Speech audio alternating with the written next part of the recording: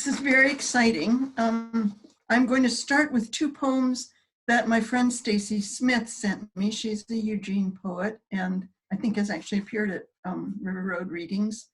And these are both very timely. The first one's called Quarantine and the second is called Lockdown. And there we are. And by the way, it was really fun to get dressed up for the day out of my sweatpants. Okay, this is Quarantine. Which urge to defer to? The one nudging me onto the road, or the one pointing the way to the river? Two kinds of movement, both forbidden. Feet on the ground, left, right, left, or the other, floating, carried along. The only effort required of me is to notice this buoyancy and not resist. Now, something resembling the plague besets us, and the road is strewn with the bodies of soldiers who died in the name of this nation or that, still clutching their weapons, still holding banners and flags that signify folly. I know from my time in the hole, reprieve does come eventually, a change of guards, a shaft of light through the window bars, a message of hope written in a foreign hand, a flash of sweet oblivion, respite from fear. Some things come easier now that I'm old. Laughter in the face of hard facts, impersonal love for the day as it is, forgiveness for we know not what we do. From inside the cell, my mind's eye, hurricane eye, I see the pink hyacinth bloom. Excuse me, I'm getting over bronchitis, I'm not sick. Lockdown within are still there, radiant, sheltered in place, wordlessly spreading their contagion of beauty. There's no stopping it. These days, the air is thick with dread, but from the balconies of cities in lockdown, arias, anthems, joyful, defiant song. The canals of Venice, now bluer, home once again to dolphins. Saving Big Creek. And it's the story of efforts that lasted almost 4 decades to save a piece of property on the central Oregon coast on both sides of Big Creek, about halfway between Florence and Yachats. And it was purchased by a developer in 1980, and that began an effort by people who were opposed to this development. And eventually the property was turned over to state parks in 2013. So it was a successful campaign. It took incredible perseverance and there was no money. So a lot of the stories in the book have to do with very funny situations trying to raise money. But I'm going to start with chapter 1, which is an introduction to the actual space of Big Creek. It's called A Small Creek on the Central Oregon Coast. On a map, the rivers and creeks of Oregon's Coast Range look like the veins of a giant leaf. They flow from east to the Willamette Valley and west to the ocean from a spine of low mountains that run north and south from the Columbia River to the Umpqua. Tiny feathery blue lines merge with slightly bigger lines and then bigger still until finally there's a creek worthy of the name. Where the drainage is short and the exit plan is directly into the Pacific Ocean, the creek is considered a tributary to the ocean, commonly called an ocean trib. Big Creek, in the northernmost corner of Lane County on the central Oregon coast, is an ocean trib. Big Creek begins as a seep on the headwall of a canyon, a wet spot under a rock, a little muddy patch under the ferns, a place from which a dribble of water begins to move downhill. There's not much wiggle room between the steep sides of the draw. The trickle is tiny. Trees clinging to the slope shade the nascent creek and sometimes fall, choking the canyon with giant pickup sticks. Another little rill joins the first, and another, until the draw widens and several tiny rivulets flow together. Watershed managers refer to the drainages as fields and assign a number to indicate how far up the network of tributaries their drainage goes. The tiniest creeks are Field 1. When they reach a certain flow measured in cubic feet per second, they are numbered 4 to 6. Big Creek is a field force stream, similar to many other ocean tribs along this part of the coast, flowing from the ridges down to the ocean. Cape Creek, China Creek, Big Creek, Rock Creek, 10 Mile Creek, Bob Creek, Cummins Creek, Wind Creek, another Cape Creek, the Yahats River, Bingy Creek, Star Creek, small tribs, and then the Alsea River.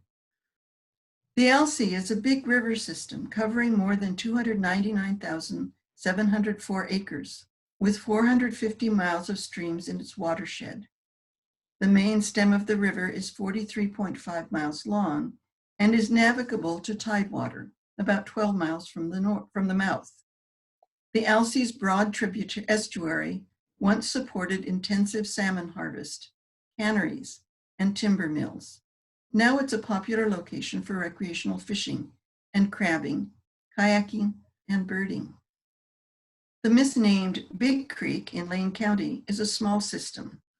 It's one of 9 drainages grouped together by the Siuslaw National Forest as part of their Cummins 10-mile watershed analysis. The entire drainage is about 55,000 square miles.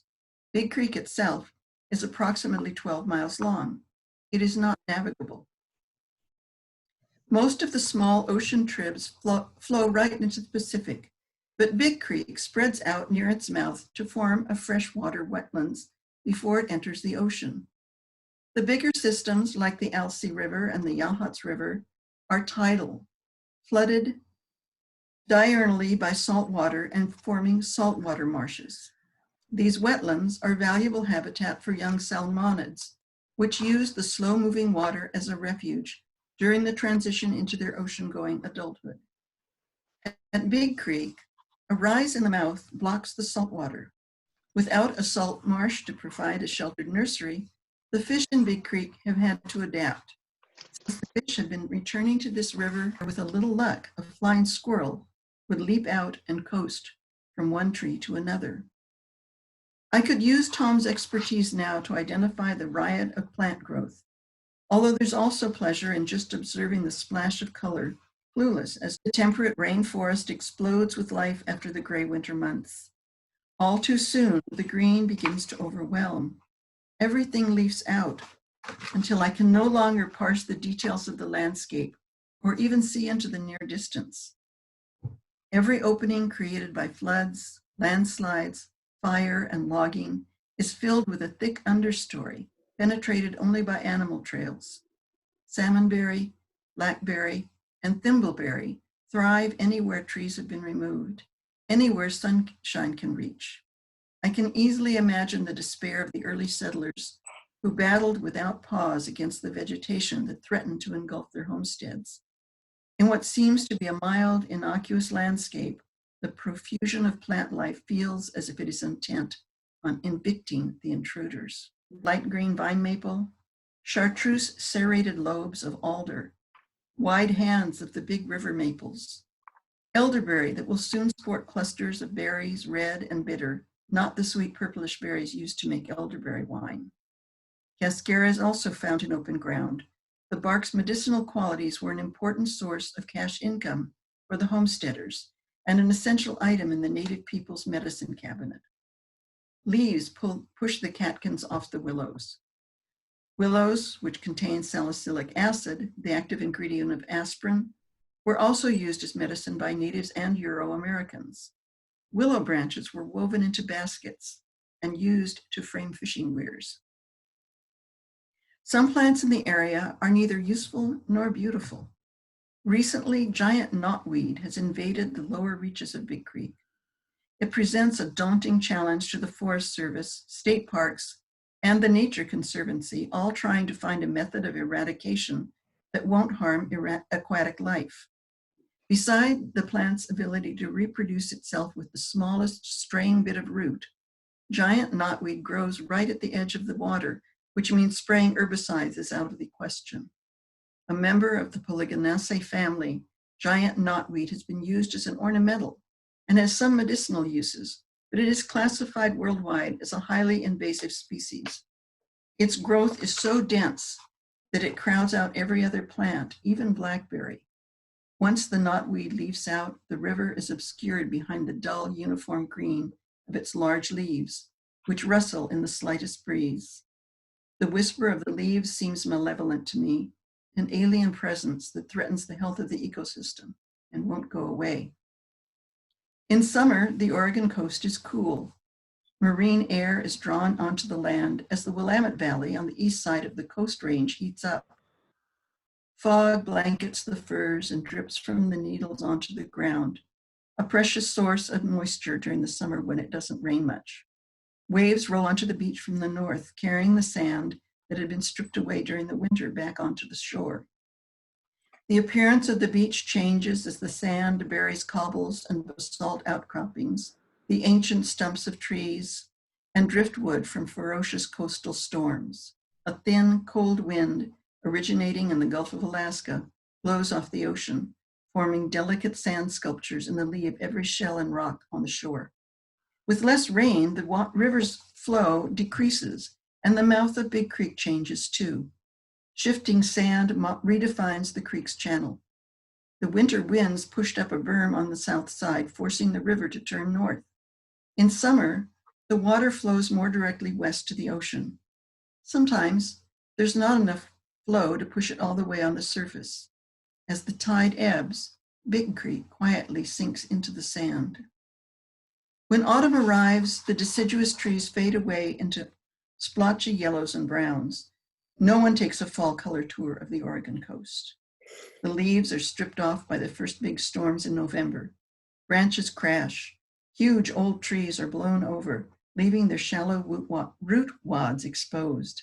Soggy leaves, needles, and branches begin to break down, enriching the soil and providing a nursery for young seedlings.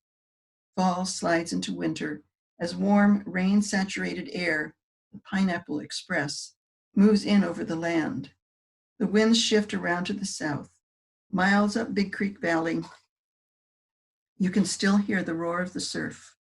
By 4 p.m, it's dark, chilly and damp. Winter persists for the next 5 months. Again, I wonder how the early settlers survived.